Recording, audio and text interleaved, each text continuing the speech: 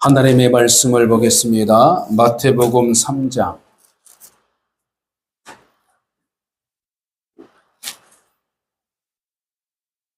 마태복음 3장 3절 말씀.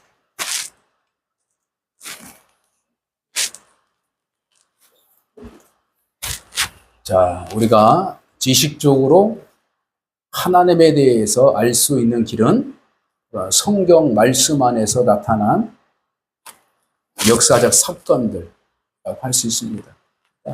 암만큼 자유를, 알고 있는 만큼 능력을 우리가 발휘할 수 있기 때문에 성경 공부하는 이 부분들을 잘 되새기면서 적극적으로 하나님의 음성을 듣는 복된 성도가 되시기를 주님의 이름으로 축복합니다. 자, 오후 예배 때보다도 여러분들의 얼굴이 더욱더 생기가 있는 것 같아서 참 좋습니다. 그리고 어릴 때의 옛날 예배 때의 추억을 보면 저녁에도 교회 가서 예배를 드렸던 그런 일들을 기억하게 됩니다.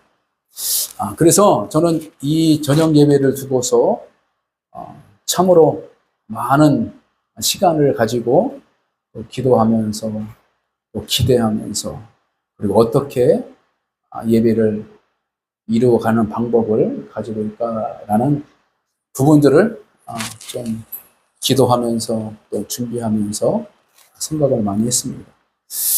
자, 그래서 저녁 예배의 부분은 지식, 그리고 그것을 가지고 기도하는 시간, 그리고 기도를 위하여 우리가 찬양하는 시간. 그래서 찬양과 말씀, 그리고 기도. 이 부분들을 우리가 한 번쯤 영적인 하나님의 은혜를 누려야겠다. 그래서 우리가 기도하지 못하면 성장할 수 없습니다. 그래서 우리가 기회를 만들어서 기도하게 만들고, 그리고 기회를 만들어서 하나님의 말씀을 듣도록 하고, 그리고 그 외에는 여러분들이 자발적으로 사모함이 있음으로 말미암아 개인적인 기도를 만들어가는 거죠. 새벽 예배, 더 나아가서 금식, 그리고 작정, 이 부분들은 여러분들이 개인적으로 얼마만큼 하나님께 간절하게 찾고 두드리고 어떻게 구하는 데 있다는 것입니다. 그래서 그러기 위해서는 하나님에 대한 갈급함이 있고 하나님의 뜻대로 살고자 하는 갈급함이 있어야 되고 하나님의 은혜에 대한 갈급함으로 내 마음이 의지가 있을 때에 그 일을 감당할 수 있는 것입니다. 그래서 저와 여러분은 인생을 살아갈 때에 그냥 세상적으로 끌려가면서 그냥 어디 딱 걸려서 세상을 흘러가는데 다행스럽게 끈 하나 딱 달려있어가지고 그냥 매달려서 그냥 그냥 가는 인생 되지 말고 정말로 살아있는 생물체처럼 그 물을 흘러서 물고기가 팍팍 올라가는 처럼 그러한 힘 있는 성도가 되도록 그리고 활기찬 교회가 되도록 여러분들이 그런 의지와 생명력이 있어야 됩니다. 그래서 우리 주님께서 은혜로 무엇인가 끈을 묶어서 세상 물길에 팍게 흘러가는, 그러니까 쉽게 얘기해서 홍수가 나오고 범람하고 그래서 잘못하다가 물에 막 끌려가는 거예요. 끌려가고 가고 하는데 다행히 구조대원을 봐가지고 구조대원이 어떤 보트 이게 튜브든지 그래서 확 던져졌단 말이에요. 근데 그것만 붙잡고 있으면 살아갈 수는 있겠죠. 그러나 그게 살아있는 인생이 아니잖아요. 그렇죠? 살아있는 인생이 아니에요. 마찬가지로 신앙도 마찬가지. 하나님이 붙잡아 주신 것으로 은혜로 살아가지만 그냥 붙잡히면서 그냥 계속 세상 물결에 치우쳐가지고 그냥 포도시 간신히 하나님의 은혜의 손만 붙잡고 있는 인생은 결국 하나님께서는 크게 기뻐하지 않는다는 것이. 그래서 믿음으로 세상을 뛰어넘고 믿음으로 세상 가운데서 하나님의 일을 감당해 나가는 그러한 담대함과 의지. 그것이 뭐냐면 사명을 발견하는 것입니다. 할렐루야. 그래서 가정을 통해 주신 사명, 그리고 개인에게 주신 사명, 그리고 교회를 위해서 주신 사명, 그리고 나라와 민족을 위해서 주신 하나님의 사명이 있어요. 그래서 이 사명을 하나씩 발견하고 준비해 나가는 가장 중요한 거야. 나가 스스로가 하나님의 사명을 발견할 때 믿음의 생기가 있고 믿음의 적극성이 있고 믿음의 도전이 있고 그리고 용기가 생기는 것입니다. 그래서 사랑을 하게 되면 용기가 생기게 되는 거예요. 근데 사랑하지 않으면 용기가 어떻게 해요? 사랑할 수 없어요. 그래서 주님을 사랑한 만큼 우리가 용기를 가지고 하나님을 적극적으로 알아가는 복된 인생, 그 일을 위하여 우리 저녁 시간에 우리가 한번 다시금 마음을 정돈하고 하나님의 뜻을 잘 이뤄가는 풍성한 은혜가 넘치셔서 여러분들의 질병과 인생의 문제, 자녀의 문제, 이것들이 하나씩 회복되는 그러한 역사가 있기를 저는 소망하고 있습니다. 그래서 첫째, 여러분들이 말씀이 들려야 되고, 두 번째, 기도가 돼야 돼요. 그리고 세 번째, 행동으로 움직여요. 행동. 그러한 성도가 되시기를.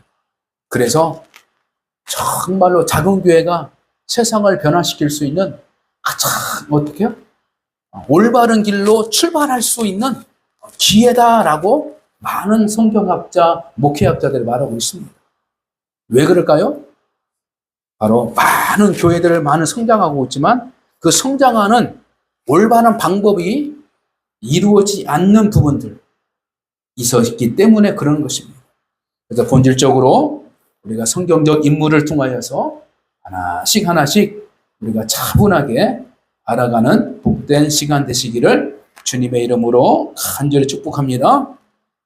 자, 오늘은 세례 요한에 대해서 말하고 있습니다.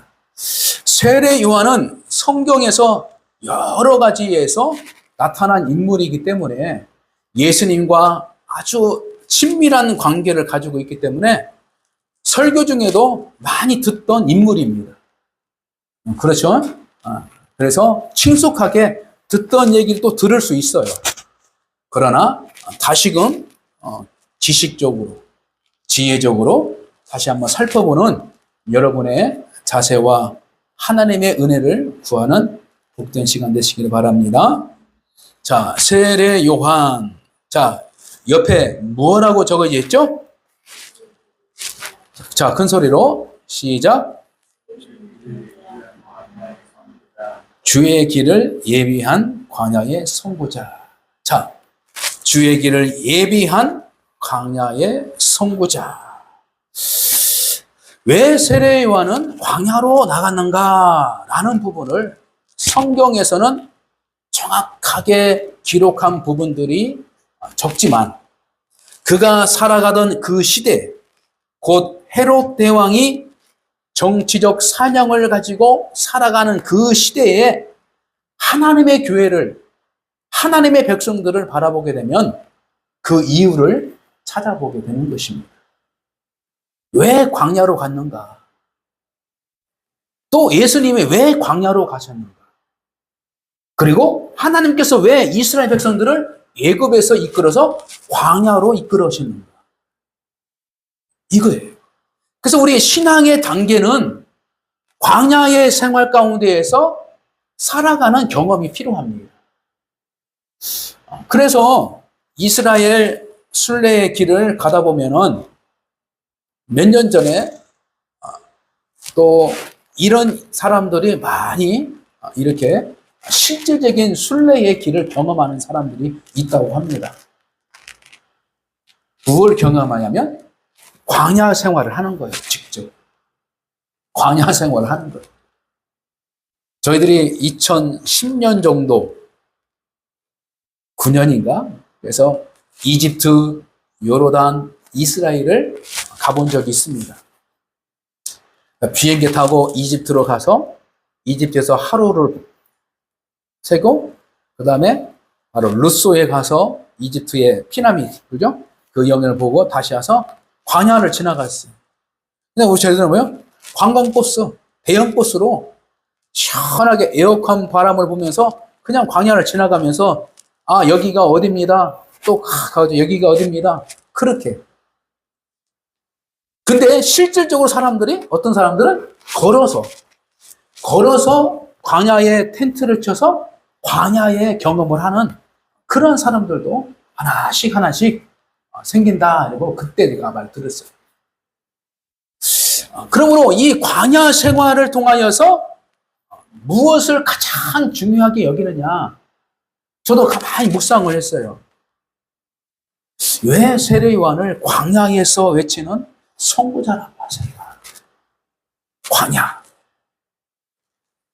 이것을 어디에서 찾게 되냐면 바로 이스라엘 백성들이 40년 동안 광야 생활을 하면서 거기에서 절대적인 하나님의 관계 속에서 살아가는 시절이 있었다는 거예요. 할렐루야. 절대적인 하나님을 의존하는 시대가 될 수 있어요. 광야에서는요, 농사를 지을 수 있는 것도 아니고, 그죠? 스스로 어떤 먹을 것을 구할 수 있는 곳이 아니란 말이에요. 그래서 하나님께서 광야 생활 동안 하나님께서 적극적으로 먹을 것, 그리고 입을 것, 마실 것을 다 공급해 주셨어요. 근데 입을 것에 대해서는 옷과 신발은 40년 동안 살아가는 데 있어서 헐지 않았다. 이렇게 성경은 기록하고 있어요. 참 희한하죠? 그래서 하나님이 함께하는 그 시간이 있어요.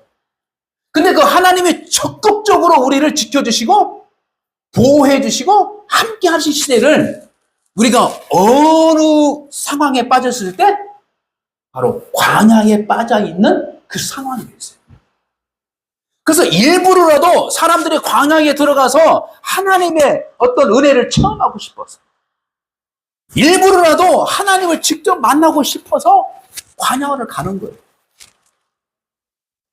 화려한 도시, 어떤 풍요로운 삶, 그리고 뛰어난 어떤 인간의 교육 수준이 전혀 있더라도 거기에서는 하나님이 함께 하신 것을 깨닫지 못하고 스스로 인간의 욕망과 자랑과 힘들이 어떻게 해요? 피나미처럼 쫙 올라왔어요. 그 다음에 스스로 영생의 은혜를 추구했던 이 바로 제왕의 그 일들을 우리가 상징적으로 보는 시대입니다. 이게 엄청난 약 4,000년 이 부분 안에서도 하나님께서 그렇게 인간들이 그렇게 발달된 여간 속에서 하나님의 백성들을 광야로 이끌어서 절대적으로 하나님을 만남을 통하여 하나님을 알게 하고 하나님을 경험하게 만들었던 그 시간이 있었다는 거예요. 그리고 그 세월이 있었다라는 것입니다. 자, 여러분, 하나님을 직접 만나고 싶을 때는 내 마음이 광야의 생활에 있는 것처럼 가장 갈급한 물 한 모금이 귀하다는 것을 느낄 정도로 갈급한 심령, 그다음에 간절한 믿음의 소망, 간절한 하나님의 만남의 역사를 내가 만들어갈 때, 내 심령 안에서 만들어갈 때 내 심령이 광야 같은 사람 되는 거예요. 그래서 절대적으로 사람을 의존하지 말고 내가 절대적 하나님과 1대1 만나는 그 역사를 보고자 할 때는 광야 같은 내 마음과 상황을 만들어요. 그래서 스스로 위기의식을 살아가면서 마침 어두운 길을 걸어가면서 등불 하나 없이 산길을 걸어가는 이 사람들 심령은 어떻게 해요? 불안에 뜹니다. 불안한 거죠. 근데 산길 넘어서 저기에 마을이 이제 보여. 마을이 등불 하나씩 보면 그 등불이라도 마음에 안주가 되기 시작합니다. 이 농경사에 우리가 제 시골에서 살아갈 때 그런 일들을 경험해요. 중요한 것은 뭐요? 내가 스스로 하나님을 만나고 싶은 간절함의 역사가 있다는 것을, 세례 요한은 그 시대에 하나님을 만나고 싶었던 거예요. 하나님의 음성을 듣고 싶던 거예요. 그래서 세례 요한은 교회사 역작으로, 하나님의 역사적으로 마지막 선지자라고 말하는 거예요. 마지막 선지자. 그래서 이 신약, 구약과 신약의, 구약의 끝과 신약의 시작의 부분에 이 연도가 있는데, 이 연도가 여러분들 아시겠죠? 몇 년입니까? 100년? 200년? 300년? 400년? 몇 번이에요? 네? 100년? 아니, 400년. 400년. 이 말라기가 기록한 그 연도와 마태복음의 역사가 기록한 그 역사를 보면은 약 400년이 되는 거예요. 400년. 정확하게는 말할 수 없지만 400년이 있어요. 자, 여러분, 인생이 살아가는 데서 60년. 그때는요, 오래 살아봤자 몇 년이면 40년, 60년이에요. 평균치, 사람의 연령 평균치가. 그래서 우리가 환갑, 그죠? 환갑을 이렇게 60이 되면은 잔치도 그러잖아요. 근데 그 이전의 시대에는 40을 넘는 사람이 별로 없어요. 평균치. 시대적으로 보면. 그러니 그 40의 이상의 평균치로 살아간, 가지도 못한 이 무리들이 약 200년을, 아니 400년을 거쳐와 봐요. 그렇죠? 그러면 얼마나 세월이 길고 수많은 여건과 고난과 역사가 있을 거예요. 그렇죠? 그러다 보니까 하나님의 음성을 듣기가 어떻게요? 힘들어진 거예요. 그 과정 속에서. 마찬가지로 예굽에서 살아가는 그 연도에서도 보면은 성경은 약 400년을 말하고 있어요. 400년. 실질적으로 나누면 약 420년. 예굽에서 이끌어서 그 다음에 광야로 들어가는, 아니 가나안 땅으로 들어가는 그 여정을 바로 400년에서 420년을 갖고 있어요. 그러나 약 400년을 갖고 있어요. 근데 그 400년 동안 어떻게? 하나님에 대해서 모든 것을 다 잃어버린 상태에서 광야의 역사를 통해서 하나님이 직접 오셔서 바로 모세를 통해서 하나님의 존재를 알게 하신 거예요. 알게 하신 거예요. 그래서 이 40년, 400년, 이거는 뭐냐면 우리 인간의 고난의 수를 바라고 있는 것입니다. 인간의 고난의 수. 그래서 이스라엘 백성들이 말라기에 기록한 마지막 선지자라고 했었던 이 부분 안에서 다시 400년 이후에 나타난 세례 요한이 바로 마지막 선지자처럼 광야에서 하나님의 음성을 듣고 그 음성을 가지고 회개하라, 천국이 가까이 왔나니라. 그래서 세례 요한이 광야 생활하면서 무엇을 위해서 살아가느냐? 바로 자기의 사명을 찾았어요.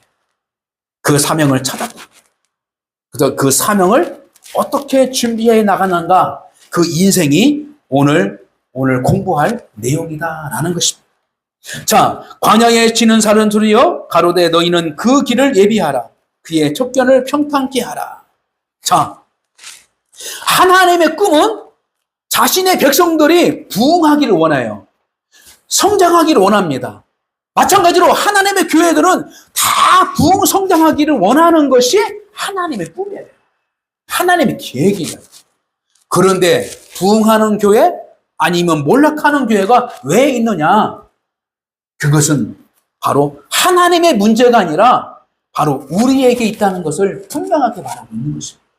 그래서 우리가 어떤 믿음으로, 어떤 자세로 어떻게 살아가느냐, 하나님과의 관계를 어떻게 이루어가면서 살아가느냐라는 부분인데, 첫째는 바로 세례 요한을 통하여서 하나님의 교회가 부흥케 하는 그 길은 뭐냐면 하나님의 음성을 듣는 거예요. 그 음성은 뭐냐면 바로 세례 요한의 사명을 받아들인 거예요. 그래서 우리가 개인적으로 신앙을 성장해 나가는 것은 가장 중요한 것은 뭐예요? 하나님의 음성을 듣는 거예요. 그런데 하나님은 이 하나님의 음성을 조용하게 듣는 훈련이 안 되고, 아유, 자기 뜻대로만 살아가.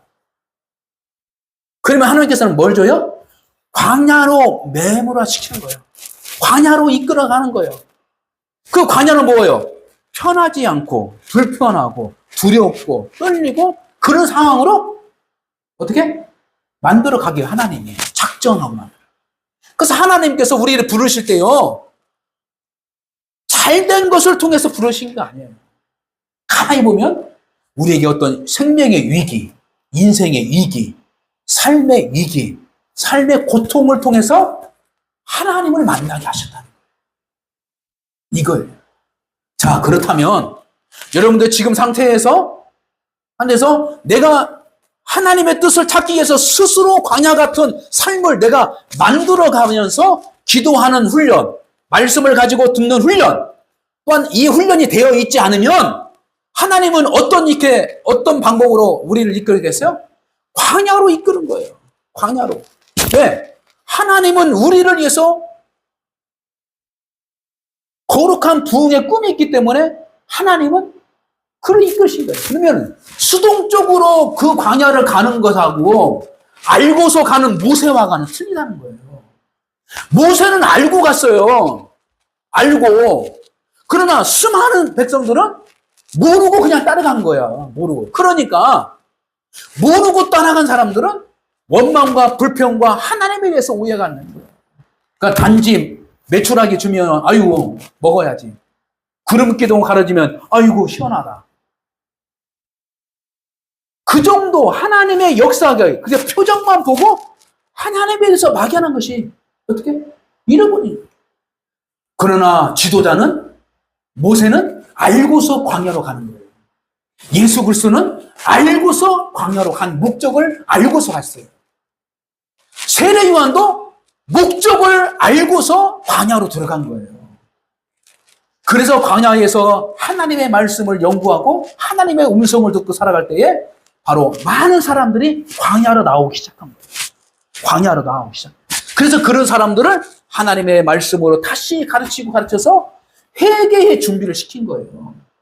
그래서 바로 회개의 세례를 베풀기 시작한 거예요. 자, 알고 있는 자는 고난도 담대하게 이길 수 있는 힘이 얻은 거예요. 그러나 모르는 상태에서 고난이 오면 당황하게 돼요. 두려워하게 되고 하나님을 원망하게 되고 깨닫지 못해요.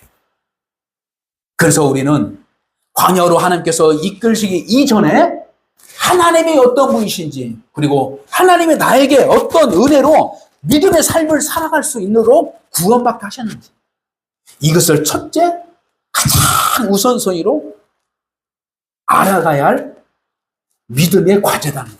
할렐루야. 이 과제를 여러분들이 풀어야 돼요. 할렐루야. 그래서 이 사명을 가지고 풀어야 돼요. 그래서 이 사명이 딱 안아주는 순간 세상의 모든 것들은 뒤로 물러가고 가장 우선순위로 하나님의 사명에 대해서 갈급하게 그것을 가지고 실험하고 나갈 때에 하나님께서 필요한 사람을 만나게 해주시고 필요한 재능을 채워주시고 필요한 물질도 세워줘. 이것이 너희는 먼저 그의 나라와 의를 구하라. 그리하면 이 모든 것을 너에게 더하시리라. 그래서 부흥을 원하시는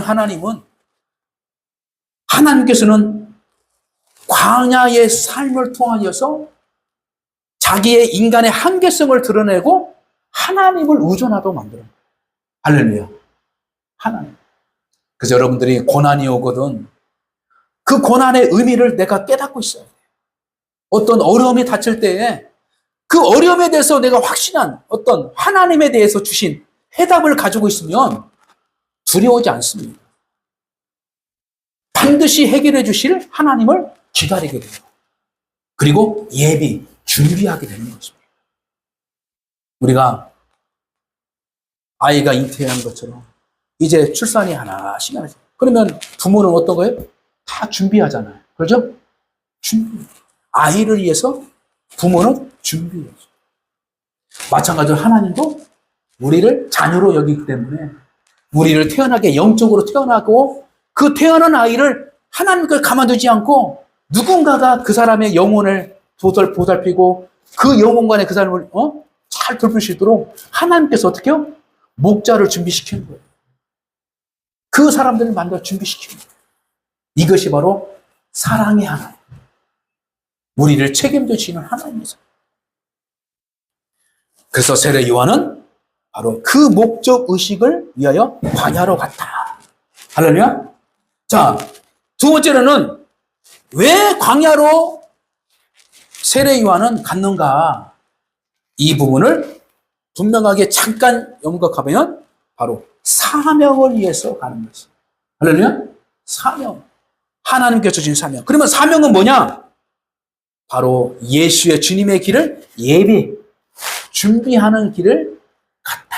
이것이 바로 세례 요한이 예수 그리스도보다도 6개월 먼저 태어난 것은 그 일을 위해서 하나님께서는 먼저 사가랴의 그 천사를 보내서 잉태케 하는 과정과 그가 어떻게 살아갈 것인가를 분명하게 그 부모에게 가르쳐 주셨어요. 그래서 그는 그 부모의 가르침을 받아서 그것을 준비하기 시작했다. 그래서 우리가 매 주일마다 하나님께서 내가 살아갈 그 축복, 그러면 이 축복을 어떻게 하면 받을 수 있을까? 라는 부분을 우리가 지혜를 통하여 성경의 지혜를 통해서 알고 있는 것처럼 우리가 그 지혜를 잘 준비해서 나가는 복된 우리의 인생이 되어야 될 줄 믿습니다. 자, 이것이 큰 핵심이에요. 네? 세례 요한, 이것은 큰 핵심. 첫째, 광야로 갔다. 광야로 갔다. 그래서 광야의 선구자라는 이름을 받게 되는 것입니다. 그럼 왜 갔냐? 왜 갔냐? 두 번째, 왜 갔냐? 하나님을 정확하게 만나기 위해서. 그러나 여기서 우리에게 원하는 지혜는 뭐냐면 하나님을 만나고 싶은 내 인간의 욕망과 인간의 간절함이 있어야 된다. 그렇지 않으면 수동적으로 하나님께서 광야로 끌려가기 때문에 끌려가는 사람들은 모르고 가기 때문에 더 힘들어지는 거예요. 그러나 알고 있는 자는 내 생활이 광야 같은 일들이 펼쳐지더라도 흔들리지 않고 하나님의 뜻을 붙잡고 정확하게 고난 가운데 하나님의 뜻을 들을 수 있는, 알아갈 수 있는 능력이, 지혜, 분별력이 주어진다는 사실입니다. 그래서 우리 교회가 지금은 어렵고 힘든 여정 사람들, 그리고 개척교회를 하다 보면요, 풍요로운 사람들보다는 어려운 사람들이 개척교회로 잘 들어와요. 그런데 그런 사람들의 믿음으로 잘 성장해 나가면 좋은데, 그냥 당장 먹는 문제가 해결되지 않고, 당장 어떤 인간의 문제가 해결되지 않으면요, 개척교회에 정착하지 못해요. 그냥 흘러가는 거예요. 그러나 하나님께서 개척해 하신 하나님의 주 목적, 그 사명을 안다면 오히려 신앙이 있고 그 사명을 분명히 가지고 있는 사람들은 오히려 환경이 좋은 곳으로 가지 않고 환경이 잘 갖춰진 대형 교회로 가는 것이 아니라 오히려 작은 교회를 사모하고 작은 교회를 섬기고 싶은 마음이 생기는 거예요. 이것이 하나님의 뜻이요 하나님의 목적이라는 거예요. 그래서 개척교회를 섬기고 나가는 그 성도 한 사람 한 사람들이 아주 하나님께서는 기뻐하시고 귀하게 여기신다. 할렐루야. 그래서 광야 같던 환경 안에서 정말로 하나님의 음성을 듣기를 사모하는 그러한 자들은 바로 연약한 곳, 어려운 환경을 가서 가게 됩니다. 그래서 우리가 인생을 살아갈 때에 쉬운 길편을 가는 것이 아니라 오히려 어려운 길을 선택하고 가는 것이 나중에는 삶의 의미를 알 수 있는 것입니다. 이것이. 그래서 좁은 길로 가야, 그죠? 믿음의 뜻, 하나님의 뜻을 알 수 있는 거예요. 그래서 이 세상 사람들은 넓은 길을 다 가요. 그러나 정말로 하나님의 때, 하나님의 구원을 사모한 자는 좁은 길로 간다고 했어요. 좁은 길을 간다. 여러분, 좁은 길을 가기를 선택하고 지금 순종하는 가운데에 지치지 말고, 아유, 난 더 이상 못 가겠다. 난 넓은 데로 가고 싶다. 난 더 이상 못 가겠어. 아유, 나 힘들어. 나 편한 곳 가고 싶어. 그 순간 영적인 의미와 영적인 하나님의 그 깊은 관계는 멀어지기 시작합니다.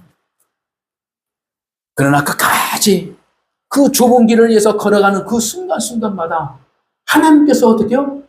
베푸시는 손길이 있고 하나님께서 역사하셔 주시는 예비하시는 하나님 역사가 있는 거예요.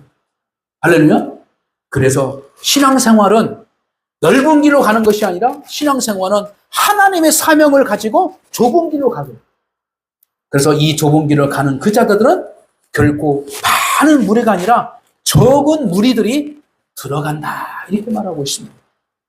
그래서 홀로 세례요한이 광야로 가 있었지만 그 광야에서 하나님의 그 만남과 역사를 가지고 있으니까 그를 따라가는 사람들이 광야로 화려했던 예루살렘 성전을 화려했던 예루살렘 도시를 떠나서 광야로 들어가기 시작합니다. 뭐 때문에? 신앙을 지키기 위해서. 신앙을 지키기 위해서.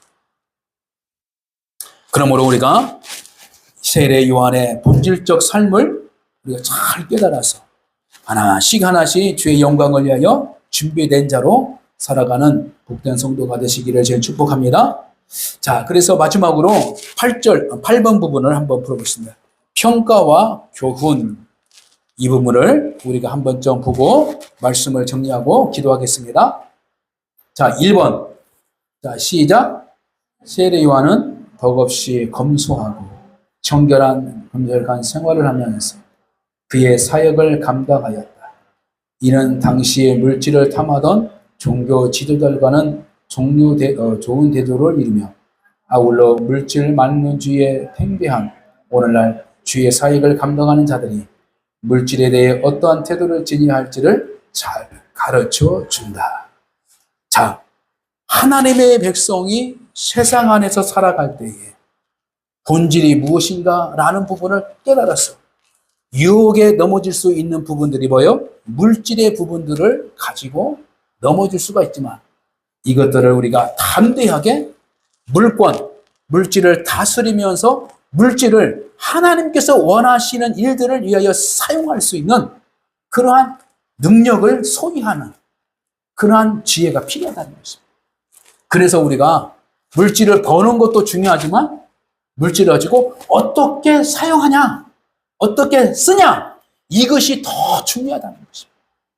그래서 우리가 적게 들어지는 소득 때문에 내 인생이 더욱더 비참해지는 것이 아니라 적은 소득일지라도 그 적은 소득을 가지고 하나님께서 기뻐하신 일에 어떻게 해요? 사용하면 하나님께서는 귀하게 여기시고 기쁘게 세상을 이길 수 있는 능력을 주신다라는 것입니다. 자, 두 번째 시작. 세례 요한은 참다운 회개 없이 세례받으러 나온 무리들에게 독사의 자식들이라고 책망하면서 회개에 합당한 열매를 맺을 것을 촉구합니다.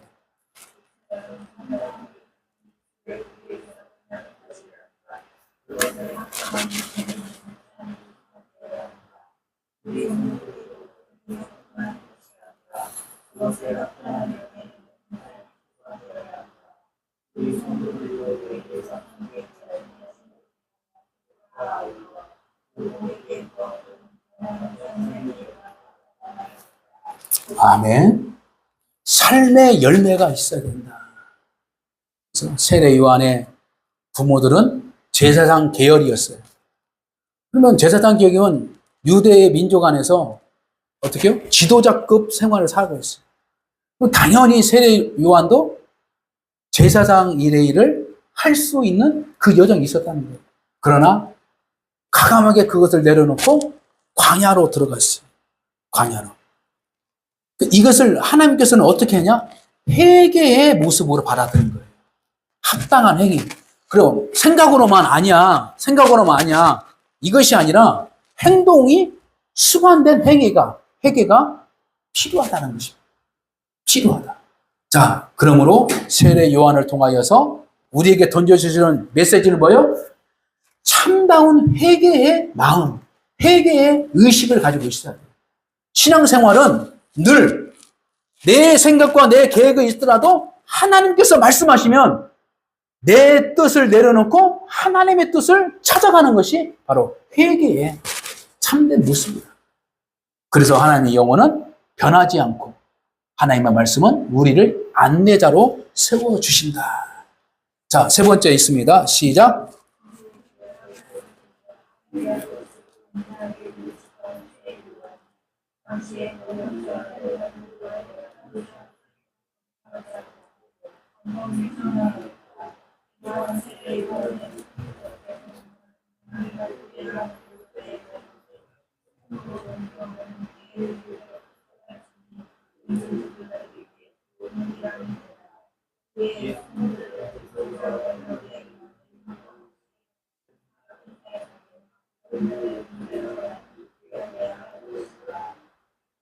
아멘.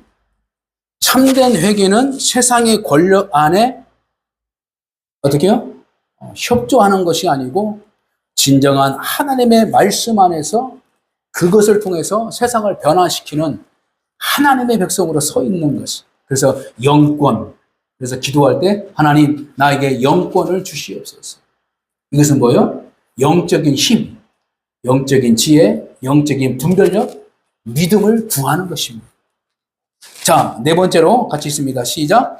세례 요한의 사역은 이미 구약에서 이사야 선지자를 통해 예언되었다.